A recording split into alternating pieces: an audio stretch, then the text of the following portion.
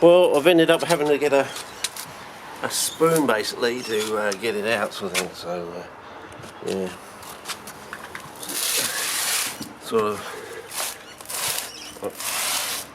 There we go.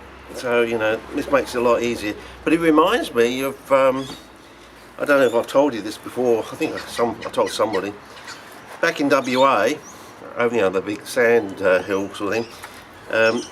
When they were starting to build houses nearby, sort of thing, they used to dig down to almost the water table to put the pipes in for the plumbing and things like that. So they go down about the height of a house, or basically 15 feet sort of thing. And when they get down near there, you always seem to get this sort of bluey grey clay. You know, it was sort of, you know, that sort of grey look, but it had like a blue tinge to it. You know, it was like, it was almost, you know,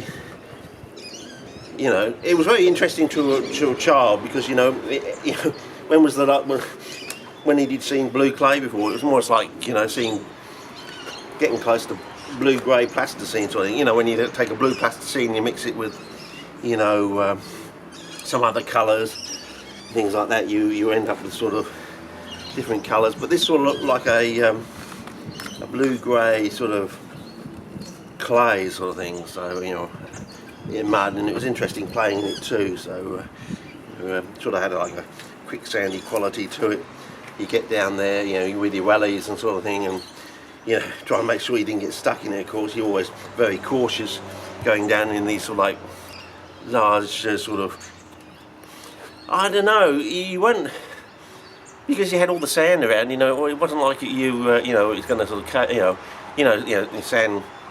Damp sand is quite stable, you know, like when you're making sandcastles. When it gets too wet, of course, it starts to fall apart, sort of thing. But there's so much sort of, I don't know, it's just, it's a weird place, if you understand it. Because you used to have, I said, they had this tannin mixed water that used to be ever flowing, like all year round, and it used to be, you know, go up to you, you know, you had trouble wading through it on those really raging days when you had, you know, heavy rain or something during the season, and it would flow through the system, and the creek would raise up, and if you tried to cross the creek to get onto the sand plane, you'd have to go through it, sort of thing, and you'd really have that sort of pressure against you, your chest sort of pushing across to get to the other side, to get up to the sand hill sort of thing.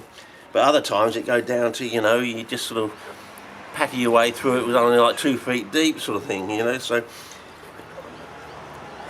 they were like the two extremes of the season, basically. Very, very shallow, and almost so forceful that you couldn't push your way through it to get to the other side, sort of thing. But you could always get to the other side, but it did, you know, as a child, you had to make some effort, sort of thing.